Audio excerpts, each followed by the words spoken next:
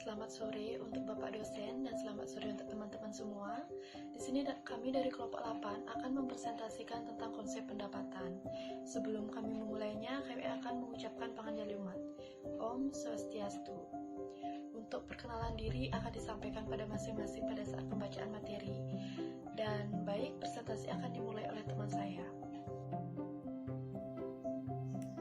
Perkenalkan, saya Kak Fitriani, NPM 1833121020. Baik, di sini saya akan menjelaskan materi mengenai pendapatan. Pengertian pendapatan menurut PSAK nomor 23 paragraf 6, pendapatan adalah arus masuk bruto dari manfaat ekonomi yang timbul dari aktivitas normal perusahaan selama satu periode.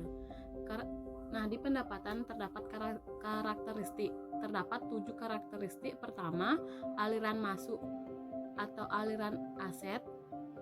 Kedua, kegiatan yang mempresentasikan operasi utama. Ketiga, pelunasan, penurunan atau pengurangan kewajiban.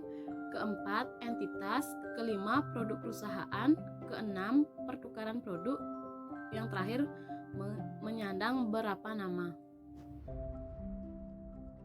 Baik, di sini saya akan melanjutkan presentasi dari teman saya. Perkenalkan, nama saya Erika Agustini, NPM 1833121253. Di sini saya akan menjelaskan konsep pendapatan. Ada dua konsep yang sangat erat hubungannya dengan masalah proses pendapatan, yaitu konsep proses pembentukan pendapatan dan proses realisasi pendapatan. Yang pertama, proses pembentukan pendapatan atau earning process adalah proses suatu konsep tentang terjadinya pendapatan. Konsep ini berdasarkan pada asumsi bahwa semua kegiatan operasi yang diperlukan dalam rangka mencapai hasil yang meliputi semua tahap kegiatan produksi, pemasaran maupun pengumpulan piutang memberi kontribusi terhadap hasil akhir pendapatan berdasarkan perbandingan biaya yang terjadi sebelum perusahaan tersebut melakukan kegiatan produksi. Yang kedua yaitu proses realisasi pendapatan atau realization process adalah proses pendapatan yang terhimpun atau terbentuk sesudah produksi selesai dikerjakan dan terjual atas di kontrak penjualan. Jadi pendapatan dimulai dengan tahap terakhir kegiatan produksi, yaitu pada saat barang atau jasa dikirimkan atau diserahkan kepada pelanggan. Jika kontrak penjualan mendahului produk barang atau jasa, maka pendapatan belum dapat dikatakan terjadi karena belum terjadi proses penghimpunan pendapatan. Yang kedua, sumber-sumber pendapatan. SR mengatakan pendapatan dalam perusahaan dapat diklasifikasikan sebagai pendapatan operasi dan pendapatan non-operasi, di mana pendapatan operasi adalah pendapatan yang diperoleh dari aktivasi utama perusahaan, yang sedangkan pendapatan non-operasi adalah pendapatan yang diperoleh bukan dari kegiatan utama perusahaan. Jumlah nilai nominal aktiva dapat bertambah melalui beberapa transaksi, tapi tidak semua transaksi mencerminkan timbulnya pendapatan. Dalam penentuan laba, kenaikan aktiva yang menunjukkan dan mengukur pendapatan kenaikan jumlah nilai nominal aktiva dapat terjadi dari yang pertama, transaksi modal atau pendapatan yang mengakibatkan adanya tambahan dana yang ditanamkan oleh pemegang saham. Yang kedua, laba dari penjualan aktiva yang bukan merupakan barang dagangan seperti aktiva tetap, surat-surat berharga, atau penjualan anak atau cabang perusahaan. Yang ketiga yaitu hadiah, sumbangan, atau penemuan. Yang keempat, revaluasi aktiva. Yang kelima, penyerahan produk perusahaan, yaitu aliran penjualan produk. Dari kelima sumber tambahan aktiva di atas, hanya butir kelima yang harus diakui sebagai sumber pendapatan, walaupun laba atau rugi mungkin timbul dalam hubungannya dengan penjualan aktiva selain produk sebagaimana yang disebutkan dalam butir kedua. Baik, di sini saya akan melanjutkan presentasi dari teman saya. Perkenalkan, nama saya Nikomang Arini, NPM 1833121254. Di sini saya akan melanjutkan yaitu bagian yang kedua, yaitu tentang pengukuran pendapatan, di mana pengakuan adalah sebuah pencatatan jumlah rupiah secara resmi ke dalam sistem akuntansi, sehingga jumlah tersebut refleks dalam statement keuangan.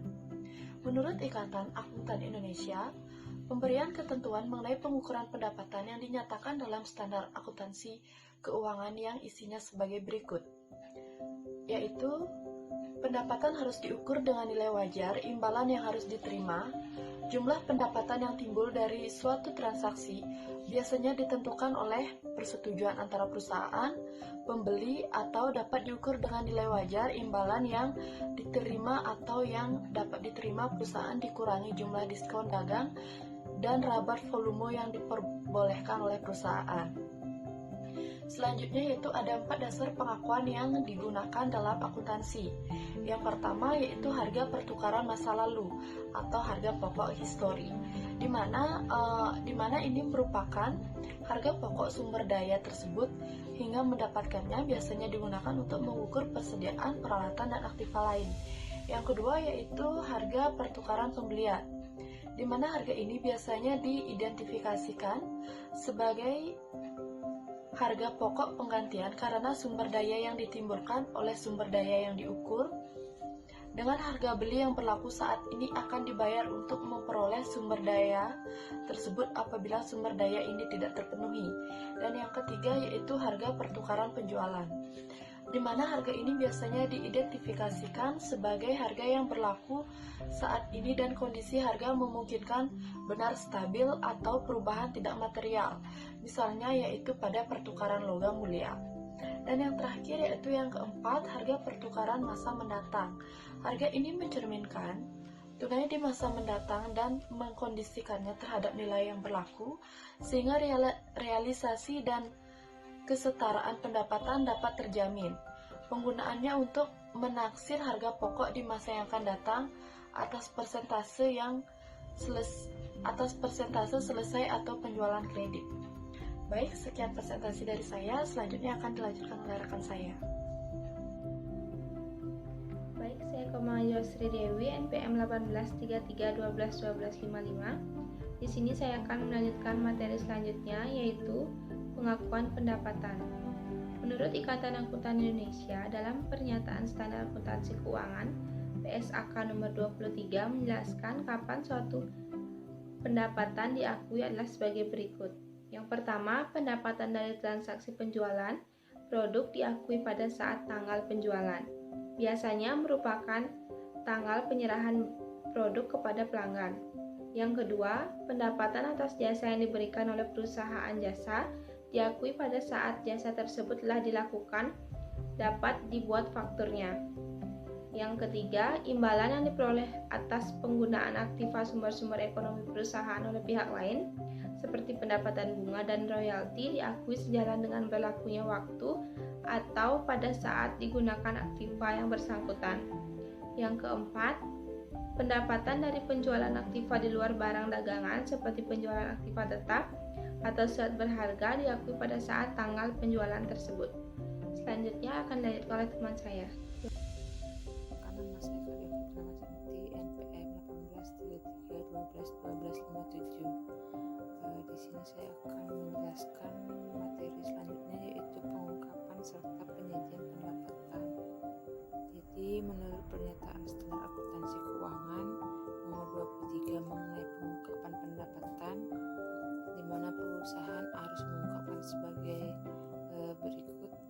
Yang pertama, kebijakan akuntansi yang dianut untuk pengakuan pendapatan, termasuk metode yang dianut untuk menentukan tingkat penyelesaian transaksi penjualan jasa. Yang kedua, jumlah setiap kategori signifikan dari pendapatan diakui selama periode tersebut, termasuk pendapatan dari penjualan barang, penjualan jasa, bunga, dividen, dan royalti. Rating Standard Board ada 2 kriteria, yaitu sebagai berikut. Yang pertama, pendapatan baru diakui jika jumlah pendapatan terrealisasi atau cukup pasti akan segera terrealisasi. Yang kedua, pendapatan baru dapat diakui jika pendapatan tersebut sudah terbentuk atau terhimpun. Selanjutnya, metode pencatatan pendapatan. Metode dalam pencatatan pendapatan terdiri dari 2 metode, yaitu metode berbasis kas dan metode berbasis akrual. Metode berbasis kas yaitu suatu sistem di mana pendapatan belum diakui sebelum pendapatan tersebut belum diterima. Yang kedua, metode berbasis akrual, yaitu metode pencatatan pendapatan di mana pendapatan itu dicatat pada saat sudah terjadi hak tanpa memperhatikan pendapatan tersebut diterima. Keuntungan metode ini adalah karena metode ini sangat teliti dalam pengukuran keuntungan atau dalam laporan laba rugi dan neraca. Selanjutnya, metode pengakuan pendapatan untuk penjualan jasa. Ada 4 metode pengakuan pendapatan untuk perusahaan yang kegiatannya sebagian besar dalam penjualan jasa, yaitu yang pertama ada metode kinerja khusus. Metode ini digunakan untuk pendapatan jasa yang dihasilkan dengan melakukan aksi tunggal. Yang kedua ada metode kinerja profesional. Metode ini digunakan untuk mengakui pendapatan jasa yang dihasilkan oleh lebih dari satu aksi tunggal dan hanya ketika jasa melebihi satu periode akuntansi. Yang ketiga ada metode kinerja selesai. Metode ini digunakan untuk mengakui pendapatan jasa yang dihasilkan dengan melakukan serangkaian tindakan, di mana yang terakhir sangat penting dalam hubungannya dengan total transaksi jasa, di mana pendapatan jasa dianggap telah menghasilkan hanya setelah tindakan terakhir terjadi. Yang terakhir ada metode penagihan. Metode ini digunakan untuk pendapatan jasa ketika ketidakpastian penagihan sangat tinggi atau estimasi beban yang terkait dengan pendapatan tidak dapat dipercaya, sehingga persyaratan reliabilitas tidak dipenuhi. Baik, sekian dari presentasi kami. Kami buka sesi diskusi. Terima kasih.